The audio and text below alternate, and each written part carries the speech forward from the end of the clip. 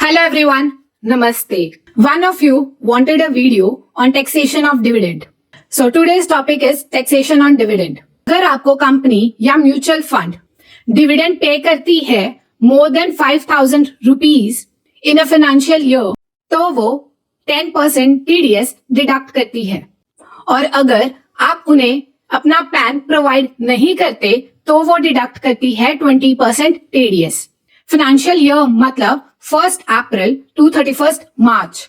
For example, X company आपको dividend pay करती है 6,000 rupees in a financial year और वाई कंपनी आपको पे करती है 3,000 रुपीज. सिंस एक्स कंपनी 5,000 से ज्यादा आपको डिविडेंड पे कर रही है इन अ फाइनेंशियल ईयर तो वो डिडक्ट करेगी 10% TDS. That is 6,000 into 10%, that is 600 rupees.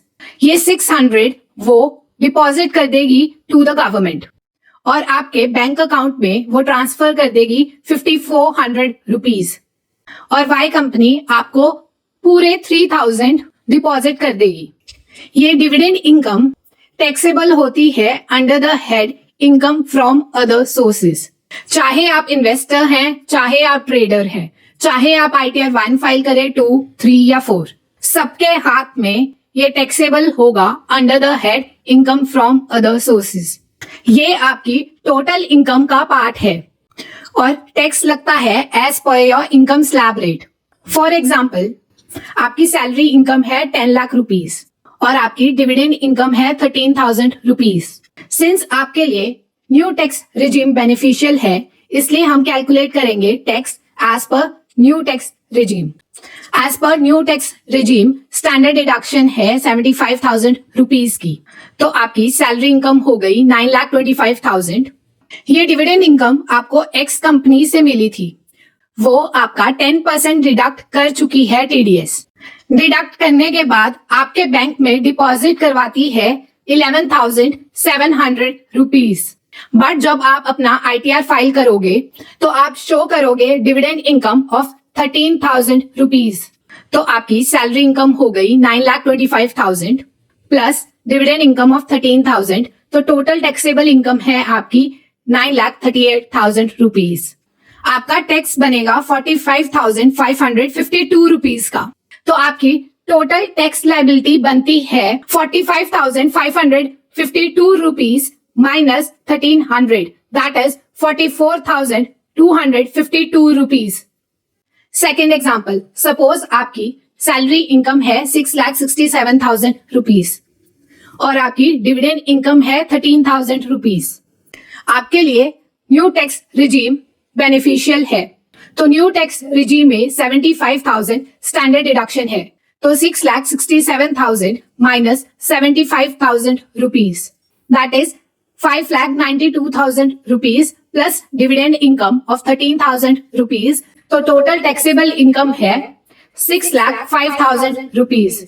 New tax regime में 7 लाख रुपीज तक कोई टैक्स नहीं लगता क्योंकि आपको टैक्स रिबेट मिल जाती है अंडर सेक्शन 87A, तो आपका टैक्स लायबिलिटी बनी 0. आपका 1,300 टीडीएस डिडक्ट हुआ था, तो आपको 1,300 का टैक्स रिफंड मिल जाएगा. अगर आपकी total income is below basic exemption limit तो आप फाइल कर सकते हैं फॉर्म 15G या 15H टू द कंपनी और म्यूचुअल फंड. फॉर्म 15G वो फाइल कर सकते हैं जिनकी एज बिलो 60 इयर्स है एंड 15H जिनकी एज 60 इयर्स और अबव है. इसमें आप बताते हैं कि आपकी total income basic exemption limit से कम है, इसलिए वो कंपनी या म्यूचुअल फंड आपका टीडीएस डिडक्ट ना करे. ये total income including dividend income है. आपको स्क्रीन पर चार्ट दिख रहा होगा. अगर आपकी टोटल इनकम इस लिमिट में है तो आप फाइल कर सकते हैं फॉर्म 15G और H. अगर आप फॉर्म 15G और H फाइल नहीं करते तो आपका पहले टीडीएस डिडक्ट होगा और जब आप ITR फाइल कर दोगे तो आपको रिफंड मिल जाएगा. डिविडेंड इनकम के अगेंस्ट सिर्फ 1 एक्सपेंस इज अलाउड. अगर आप इन्वेस्ट करते हैं शेयर्स में लोन लेकर और आप उस लोन पर इंटरेस्ट पे करते हैं तो आपको ये इंटरेस्ट अलाउ होता है अगेंस्ट डिविडेंड, बट आपको मैक्सिमम 20% ऑफ डिविडेंड अलाउड होगा एक्सपेंस। सपोज आपको डिविडेंड इनकम होती है 10,000 रुपीज और आप इंटरेस्ट पे करते हैं 3,000 रुपीज, तो आपको इंटरेस्ट अलाउड होगा maximum 20% of dividend, that is 2,000 rupees.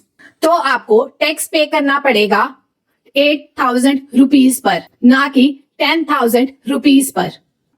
और अगर आप इंटरेस्ट पे करते 1,300 रुपीज तो आपको टैक्स पे करना पड़ता ऑन 8,700 रुपीज।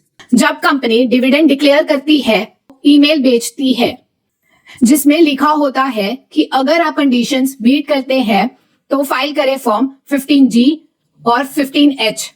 आपको स्क्रीन पर दिख रहा होगा। मुझे 3 मई को हिंदुस्तान यूनिलीवर लिमिटेड की मेल आई। उन्होंने डिविडेंड डिक्लेयर करा था। उसमें उन्होंने लिखा हुआ है कि सबमिट करें फॉर्म G एंड H अगर आप कंडीशंस मीट करते हैं। उन्होंने लिंक दिया हुआ है टू डाउनलोड दोज फॉर्म्स और लिंक दिया हुआ है कि कहाँ अपलोड करना है। ये इंडियन एनर्जी एक्सचेंज लिमिटेड की भी मेल आई हुई है जिसमें उन्होंने अपना डिविडेंड डिक्लेयर करा है और उन्होंने मेंशन करा हुआ है फॉर्म 15G एंड H और यहाँ पे लिंक दिया हुआ है। आपको हर कंपनी को सबमिट करना होगा फॉर्म 15G एंड H जो डिक्लेयर करती है डिविडेंड, और ये फॉर्म वैलिड होता है for the whole financial year. मतलब अगर मैं सबमिट कर देती हूँ form 15G Hindustan Unilever limited को, तो वो वैलिड है for the whole financial year, मतलब टिल 31 मार्च 2025। सपोज मैं हिंदुस्तान यूनिलीवर को फॉर्म 15G सबमिट कर देती हूँ और वो कंपनी बायबैक अनाउंस करती है ऑन 1 नवंबर 2024, तो मेरे को दोबारा से फॉर्म 15G फाइल नहीं करना है। सपोज मेरे को हिंदुस्तान यूनिलीवर लिमिटेड से 2,000 रुपीज का डिविडेंड आता है और जब कंपनी बायबैक करती है तो मेरे को मिलते हैं 4,000 रुपीज। हमने लास्ट वीडियो में देखा था जो आपको कंसिडरेशन मिल रहा है ऑन बायबैक, वो आपका डीम्ड डिविडेंड है।